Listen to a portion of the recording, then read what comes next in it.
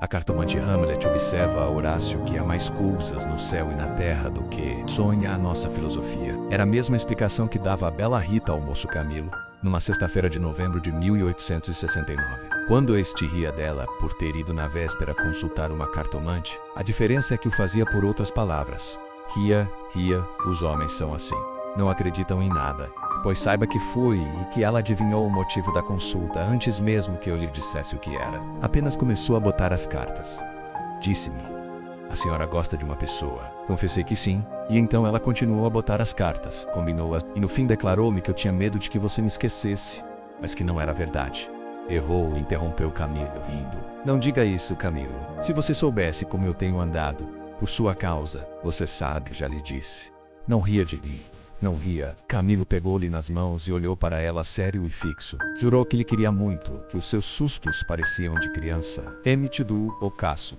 Quando tivesse algum receio, a melhor cartomante era ele mesmo. Depois, repreendeu-a. Disse-lhe que era imprudente andar por essas casas, Vilela. Podia sabê-lo, e depois... Qual saber, tive muita cautela ao entrar na casa. Onde é a casa?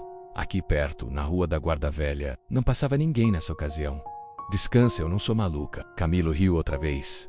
Tu crês deveras nessas coisas? Perguntou-lhe. Foi então que ela, sem saber que traduzia Hamlet em vulgar, disse-lhe que havia muita coisa misteriosa e verdadeira neste mundo. Se ele não acreditava, paciência. Mas o certo é que a cartomante adivinhara tudo. Que mais? A prova é que ela agora estava tranquila e satisfeita.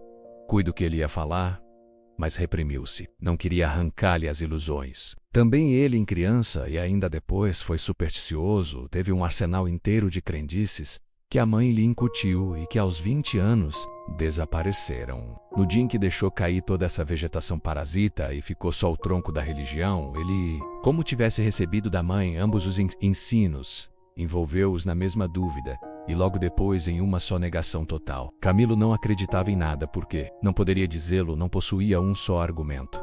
Limitava-se a negar tudo. E diga mal, pouco, negar é ainda afirmar. E ele não formulava a incredulidade. Diante do mistério, contentou-se em levantar os ombros, e foi andando. Separaram-se contentes, ele ainda mais que ela. Rita estava certa de ser amada. Camilo não só o estava, mas via menos a estremecer e arriscar-se por ele, correr às cartomantes, e por mais que a repreendesse, não podia deixar de sentir licenciado. A casa do encontro era na antiga Rua dos Barbonos, onde morava uma comprovinciana de Rita. Esta desceu pela Rua das Mangueiras na direção de Botafogo, onde residia. Camilo desceu pela da Guarda Velha, olhando de passagne para a casa da cartomante. Vilela, Camilo e Rita, 3 nomes, uma aventura e nenhuma explicação das origens. Vamos a ela. Os 2 primeiros eram amigos de infância. Villam seguiu a carreira de magistrado. Camilo entrou no funcionalismo, contra a vontade do pai, que queria vê-lo médico. Mas o pai morreu, e Camilo preferiu não ser nada, até que a mãe lhe arranjou um emprego público. No princípio de 1869, voltou Vilela da província, onde casara com uma dama formosa e tonta. Abandonou a magistratura e veio abrir banca de advogado. Camilo arranjou-lhe casa para os lados de Botafogo e foi a bordo recebê-lo. É o senhor? Exclamou Rita, estendendo-lhe a mão. Não imagina como meu marido é seu amigo. Falava sempre do senhor. Camilo e Vilela olharam-se com ternura. Eram amigos deveras. Depois, Camilo confessou de si para si que a mulher do Vilela não desmentia as cartas do marido. Realmente era graciosa e viva nos gestos. Olhos cálidos, boca fina e interrogativa. Era um pouco mais velha que ambos.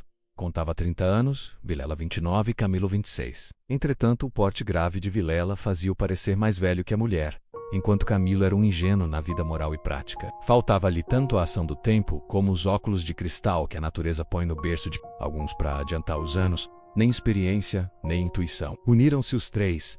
Convivência trouxe intimidade. Pouco depois morreu Mido Camilo. E nesse desastre que o foi, os 2 mostraram-se grandes amigos dele. Vilela cuidou do enterro, dos sufrágios e do inventário. Rita tratou especialmente do coração, e ninguém o faria melhor. Como daí chegaram ao amor, não soube ele nunca. A verdade é que gostava de passar as horas ao lado dela. Era sua enfermeira moral, quase uma irmã, mas principalmente era mulher e bonita. Odor de femina, eis o que ele aspirava nela e em volta dela para incorporá-lo em si próprio. Liam os mesmos livros, iam juntos a teatros e passeios. Camilo ensinou-lhe as damas e o xadrez, e jogavam às noites. Ela mal, ele para lhe ser agradável, pouco menos mal. Até aí as coisas. Agora a ação da pessoa, os olhos teimosos de Rita, que procuravam muita vez os dele, que os consultavam antes de o fazer ao marido. As mãos frias, as atitudes insólitas. Um dia, fazendo ele anos, recebeu de Vilela uma rica bengala de presente de Rita, apenas um cartão com um vulgar cumprimento a lápis. E foi então que ele pôde ler no próprio coração. Não conseguia arrancar os olhos do bilhetinho, palavras vulgares, mas há vulgaridades sublimes, ou pelo menos deleitosas. A velha caleça de praça, em que pela primeira vez passeaste com a mulher amada, fechadinhos ambos, vale o carro de Apolo, assim é o homem, assim são as coisas que o cercam. Camilo quis sinceramente fugir, mas já não pôde. Rita, como uma serpente, foi se acercando dele, envolveu-o todo, fez-lhe estalar os ossos, num espasmo, e pingou-lhe o veneno na boca. Ele ficou atordoado e subjugado. Vexames, sustos, remorsos, desejos, tudo sentiu de mistura. Mas a batalha foi curta e a vitória delirante. Adeus escrúpulos. Não tardou que o sapato se acomodasse ao pé, e aí foram ambos, estrada fora, braços dados, pisando folgadamente por cima de ervas e pedregulhos, sem padecer nada mais que algumas saudades, quando estavam ausentes um do outro. Confiança e estima de Vilela continuavam a ser as mesmas. Um dia, porém, recebeu Camilo uma carta anônima, que lhe chamava imoral e pérfido, e dizia que a aventura era sabida de todos. Camilo teve medo, e para desviar as suspeitas começou a rarear as visitas à casa de Vilela. Este notou-lhe as ausências. Camilo respondeu que o motivo era uma paixão frívola de rapaz. Candura gerou astúcia. As ausências prolongaram-se, e as visitas cessaram inteiramente. Pode ser que entrasse também nisso um pouco de amor próprio, uma intenção de diminuir os obséquios do marido, para tornar menos dura a aleivosia do ato. Foi por esse tempo que Rita, desconfiada e medrosa, correu à cartomante para consultá-la sobre a verdadeira causa do procedimento de Camilo. Vimos que a cartomante restituiu-lhe a confiança e que o rapaz repreendeu-a por ter feito o que fez. Correram ainda algumas semanas. Camilo recebeu mais 2 ou 3 cartas anônimas, tão apaixonadas, que não podiam ser advertência da virtude, mas despeito de algum pretendente. Tal foi a opinião de Rita, que por outras palavras mal compostas, formulou este pensamento. A virtude é preguiçosa e avara, não gasta tempo nem papel. Só o interesse é ativo e pródigo. Nem por isso Camilo ficou mais sossegado. Temia que o anônimo fosse ter com Vilela, e a catástrofe viria então sem remédio. Rita concordou que era possível. Bem, disse ela, eu levo os sobrescritos para comparar a letra com as das cartas que lá aparecerem. Se alguma for igual, guardo-a e rasgo-a. Nenhuma apareceu. Mas daí a algum tempo Vilela começou a mostrar-se sombrio, falando pouco, como desconfiado. Rita deu-se pressa em dizê-lo ao outro, e sobre isso deliberaram. A opinião dela é que Camilo devia tornar a casa deles tatear o marido, e pode ser até que lhe ouvisse a confidência de algum negócio particular de Végia aparecer depois de tantos meses. Era confirmar a suspeita ou denúncia. Mais valia acautelarem-se, sacrificando-se por algumas semanas. Combinaram os meios de se corresponderem, em caso de necessidade, e separaram-se com lágrimas. No dia seguinte, estando na repartição, recebeu Camilo este bilhete de Vilela. Vem já já à nossa casa. Preciso falar-te sem demora. Era mais de meio-dia. Camilo saiu logo. Na rua, advertiu que teria sido mais natural chamá-lo ao escritório. Por que em casa? Tudo indicava matéria especial, e a letra, fosse realidade ou ilusão, afigurou-se-lhe trêmula. Ele combinou todas essas coisas com a notícia da véspera. Vem já já à nossa casa. Preciso falar-te sem demora. Repetia ele com os olhos no papel. Imaginariamente, viu a ponta da orelha de um drama. Rita subjugada e lacrimosa, Vilela indignado, pegando da pena e escrevendo o bilhete, certo de que ele acudiria, e esperando-o para matá-lo. Camilo estremeceu, tinha medo, depois sorriu amarelo, e em todo caso repugnava-lhe a ideia de recuar, e foi andando. De caminho, lembrou-se de ir à casa. Podia achar algum recado de Rita que lhe explicasse tudo. Não achou nada, nem ninguém. Voltou à rua, e a ideia de estarem descobertos parecia-lhe cada vez mais verossímil. Era natural uma denúncia anônima, até da própria pessoa que o ameaçara antes. Podia ser que Vilela conhecesse agora tudo, a mesma suspensão das suas visitas sem motivo aparente, apenas com um pretexto fútil, viria confirmar o resto. Camilo ia andando inquieto e nervoso, não relia o bilhete, mas as palavras estavam decoradas, diante dos olhos. Fichas, ou então, o que era ainda pior, eram-lhe murmuradas ao ouvido, com a própria voz de Vilela. Vem já já à nossa casa. Preciso falar Teissem demora. Ditas assim pela voz do outro, tinham um tom de mistério e ameaça. Vem já já pra quê? Era perto de 1 hora da tarde. A comoção crescia de minuto a minuto. Tanto imaginou que se iria passar que chegou a crê-lo e vê-lo. Positivamente, tinha medo. Entrou a cogitar em ir armado, considerando que se nada houvesse, nada perdia, e a precaução era útil. Logo depois rejeitava a ideia, vexado de si mesmo, e seguia, picando o passo, na direção do Largo da Carioca, para entrar num Tilbury. Chegou, entrou e mandou seguir a trote largo. Quanto antes melhor, pensou ele. Não posso estar assim, mas o mesmo trote do cavalo veio agravar-lhe a comoção. O tempo voava, e ele não tardaria em testar com perigo. Quase no fim da rua da Guarda Velha, o Tilbury teve de parar.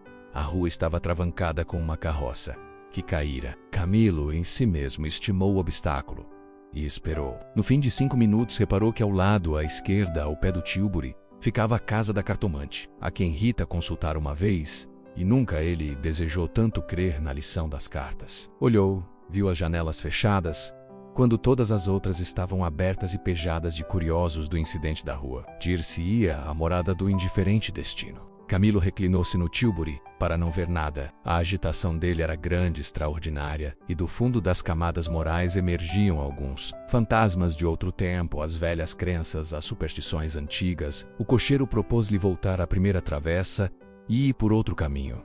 Ele respondeu que não, que esperasse, e inclinava-se para fitar a casa. Depois fez um gesto incrédulo. Era a ideia de ouvir a cartomante, que lhe passava ao longe, muito longe, com vastas asas cinzentas. Desapareceu, reapareceu e tornou a esvair-se no cérebro. Mas daí a pouco moveu outra vez as asas, mais perto, fazendo uns giros concêntricos. Na rua gritavam os homens, safando a carroça. Anda! Agora empurra! Vá, vá! Daí a pouco estaria removido o obstáculo. Camilo fechava os olhos. Pensava em outras coisas, mas a voz do marido sussurrava-lhe a orelhas as palavras da carta. Vem, já já! E ele via as contorções do drama e tremia. A casa olhava para ele.